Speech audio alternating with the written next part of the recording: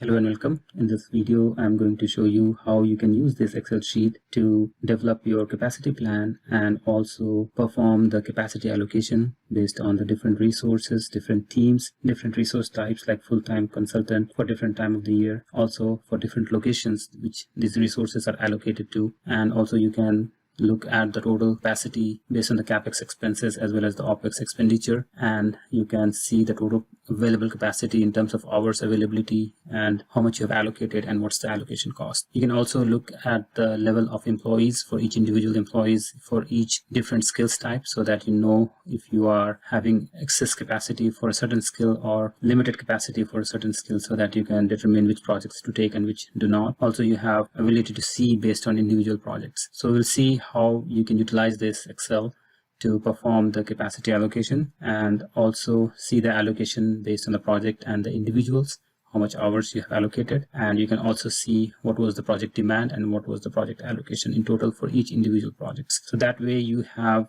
visibility of not only one type of visibility but multiple different variants you can see based on the total portfolio that you manage. It does not take too much time to build this. You need to just enter the data in some of the master tables, which I'll go through, and then based on that, you can utilize this sheet to plan for your capacity and the resources. Here we are going to see all the master tables that you need to maintain in order to make this dashboard work. So the first and foremost is your employee master table, where you're going to add the employee first name and last name, and you also need to mention the location. So you can mention whatever location that employee is allocated to, and also you can put the average hourly rate for each employee and whether they are full-time or consulting. You can add any notation you want. It does not have to be FTE. You can write full-time or consultant or anything like that. Also, you can put the start employee date or employment date and the end date. And again, this is just for the data maintenance purpose. It does not have any impact on the calculation as such.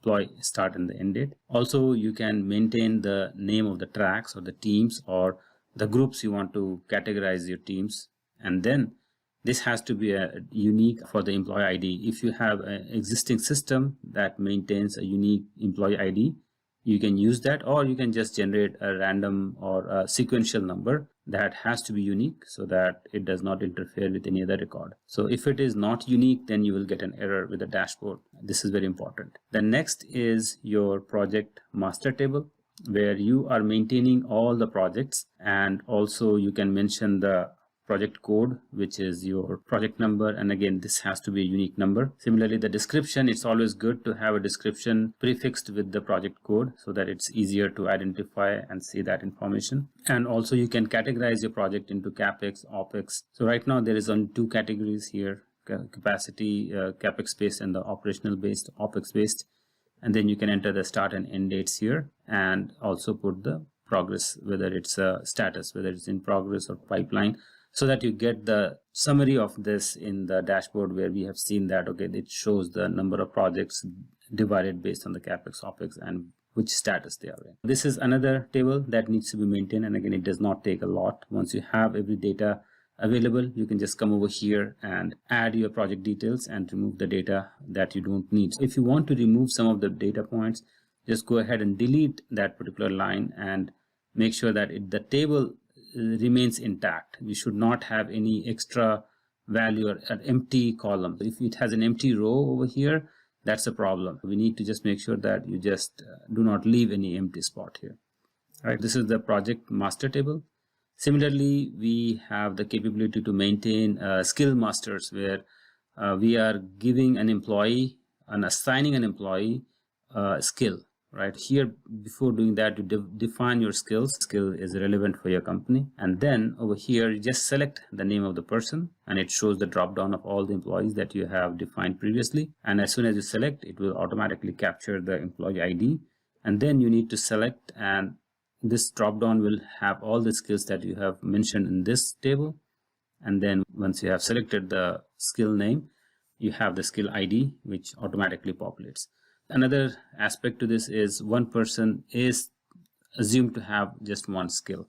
If you have one person with multiple skills, at this point, this worksheet is not going to handle that. So I think it will be better to just have a dominant skill of that person identified and written over here. Similarly, you have different statuses of the projects where you want to maintain those projects for the purpose of reporting. You can maintain those statuses over here. That will show up in this drop down. All right, so this is all the master data setup that you need in order for this dashboard to work. We need to define the capacity availability for each employee for a given date range.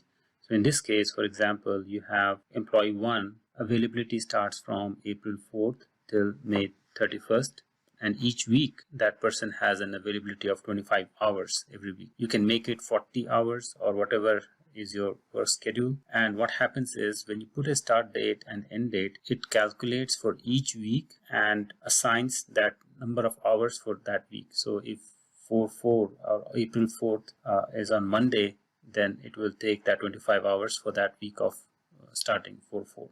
And similarly, it does that for each and every week until the end date has reached. So for example, you have an employee and that employee is working only part-time. You can put 20 hours or 18 hours for that time frame. And suppose you have already added full capacity availability for that person, and that person takes a day off or something like that. You can just put that, add an extra line to this and make that minus that number of hours that employee is off or on vacation. So there are two ways to consider the availability and the vacation. One, if you have already considered availability as 40 hours for the whole entire year and want to add exceptions or vacations or holidays, then you can add extra records on top of it to compensate for that availability of the capacity. Similarly, you can do that for each and every employees that you have. And again, this is one way where you can mention or define the available capacity for entire year or entire whatever time frame you want to define. So this is very convenient. You don't have to maintain too much data points, just a few data elements that you need for each and every employee to define the available capacity. Next is the project demand. So here in this sheet, you are going to define for each project what is the skill that is needed, and you can optionally define any task that corresponds to that skill and also give the start and end date and how many hours you would need on a weekly basis to take care of that activity. So for this project, I'm just taking an example of a software project development where you need a developer to develop the interface, and you need that developer for that time frame, and each week you need 20 hours at least. So that way the system will calculate the demand for that skill during that time frame. And similarly, you can do for all other projects that you have in your portfolio and different types of skills that you would need for that portfolio. So for example, if you need a project manager just for 40 hours every week or maybe 20 hours every week, you can do that. You can allocate it over here, and that way it will calculate the total project demand for that project, and you can see that in the dashboard. So this is for defining the demand for a project or demand for a skill in a given project. Now the other aspect too is the allocation of the projects. So now you know that how much demand you have, or as a project manager or a resource manager, your responsibility comes as, okay, who is the person who I'm going to assign a project from which time frame. So in that case, you select the name of the resource, select the name of the project from your project drop down, and then the project code will automatically gets populated. And then you need to put a start date and end date for that person's need, and then you want to allocate the number of hours, and also the rate will automatically populate just to make a calculation easier for the calculation of the total cost of the project. So similarly, for each person, if one person is allocated to multiple different projects, multiple different time frame, you can put over here and allocate over here, and that's how you do it for each and every project. And again, this is a activity that needs to be done quite frequently because the projects will continue to come. But if you want to add a new record, just add a new record, or just copy this thing completely so that the drop downs and everything will get copied over, right? If you want to add a new record, just copy this and add a new record and a new project, whatever is allocated to, and give a start date and give an end date, and based on that you can put, okay, I want to allocate 23 hours. So based on that, system will generate this, and once you save this data and refresh the data, it will show up in the dashboards. So this is how you provide the total allocation. And for the projects which are already done, completed, either you can leave the data as it is, or if you want, you can delete those number of rows and then refresh the data. It will refresh the dashboard automatically. So this is about the project allocation.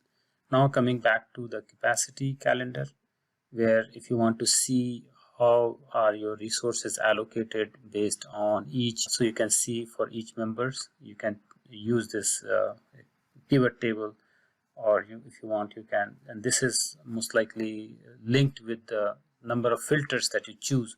So if you choose a filter here for just one employee, that will show everything for that employee, and if you come to the capacity calendar, it will already take that same filter. If you don't want to use that, for maybe I have linked everything to one filter, so if you don't want to, you may just remove it from here and then come back to the capacity calendar and then see the capacity for each and every individual on a weekly basis. And you can turn to make it on a monthly basis also if you want to see the aggregate allocation for each individual resources in your team. This is how you look at different data elements over here. And I hope this dashboard is going to help you in planning and managing your resources for your portfolio, for your allocations.